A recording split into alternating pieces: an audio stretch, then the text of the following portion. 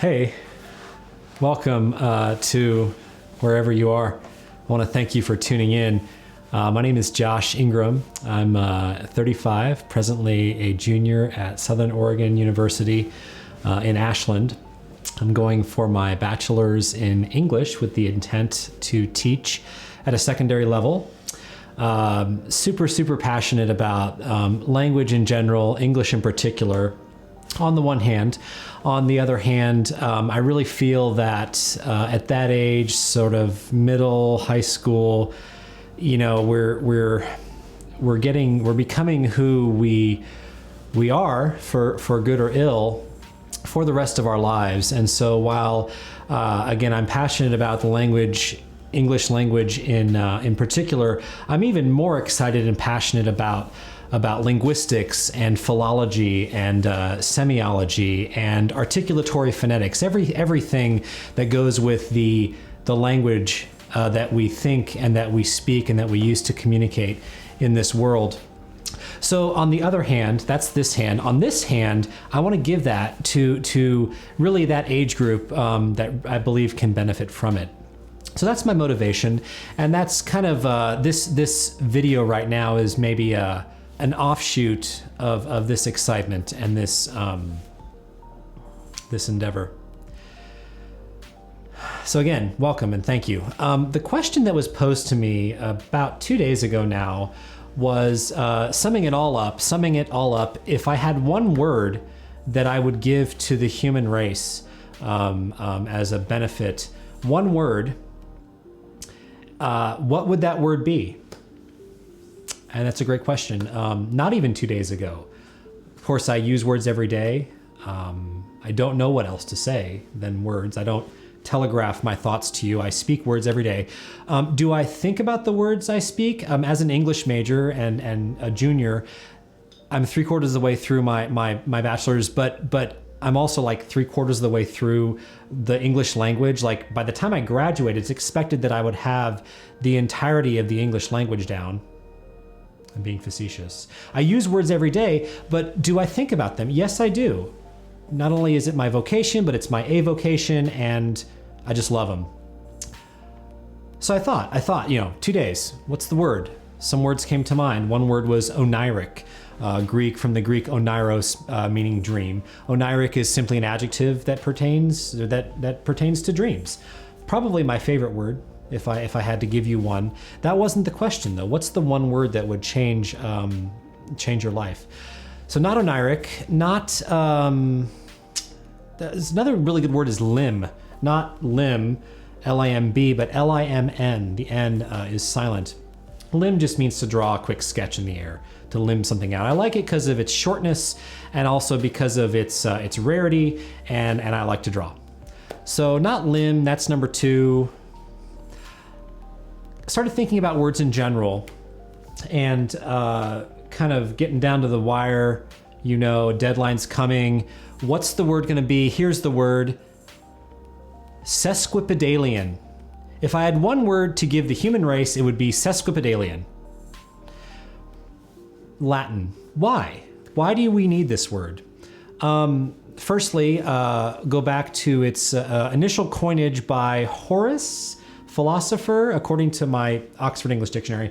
Horace, first century philosopher, coins this word, and the prefix sesqui, it's Latin, it means a foot and a half. So maybe you see, if you're on the West Coast, you see license plates from California, they say sesquicentennial. That prefix, there it is, it's 150, so foot and a half. And then, so sesqui, foot and a half, and pod, foot, all right? So basically, it literally translates to a foot and a half long, but what if your word, like on the page, like it's 8.5 by 11, but you don't even have enough room to fit it on there? I'm talking about words like that. So here's a word that talks about those words that is itself about that long.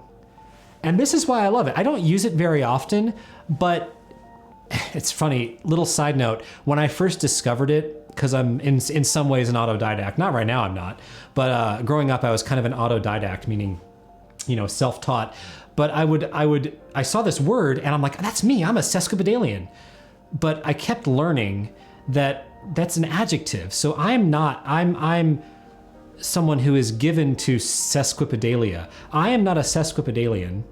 It's funny because it sounds like alien, but anyway, you don't use that to identify yourself as the noun or the eponym, if you will. You use it to describe yourself.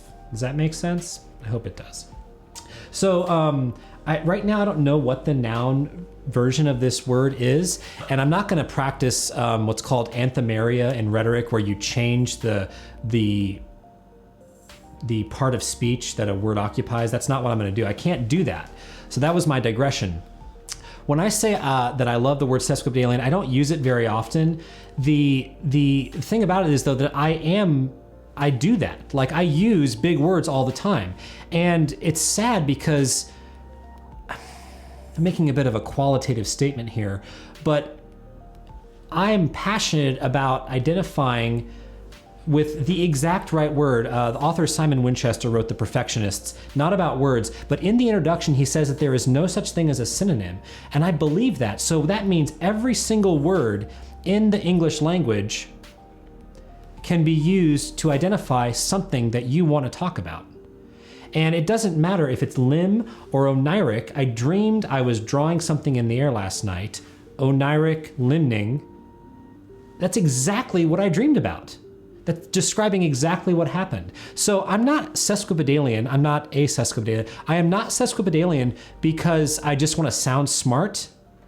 I'm sesquipedalian because I want exactly what's in my mind to be conveyed to you. Now, in writing, in my diction, my rhetoric, if I don't know my audience, if I don't use sesquipedalian and then say wordy, it's wordy, it's a lofty synonym for wordy, but in between wordy and sesquipedalian I could use garrulous, I could use loquacious, I could use prolix, I could use sesquipedalian.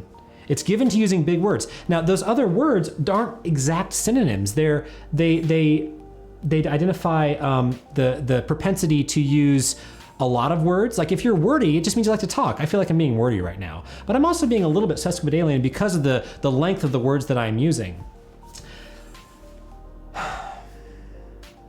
So use big words. Identify what you're thinking. In linguistics, technically it's called linguistic relativity. The unofficial now term for it is the Sapir-Whorf hypothesis. And there's two versions of it. There's the strong and the weak. And the former, the strong, has essentially been debunked.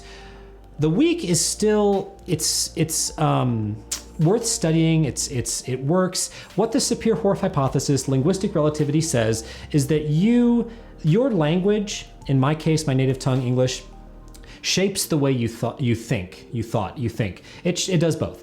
The weak says that it influences. The strong says that it completely shapes everything about you, your language. And it's been debunked, and I haven't read too much into it, so I really can't say that debunking is warranted or not. But I think what I'm speaking to here lends itself to an understanding of the weak version of the Sapir-Whorf hypothesis or linguistic relativity. When you have all these words, then you can identify more precisely what it is you're thinking about. So I want to thank you for watching, and thank my friend Nick, who is behind the camera right now, for posing this question to me and helping me put some of those words to use. Again, my name is Josh. I live in Southern Oregon, and words, I don't know what else to say.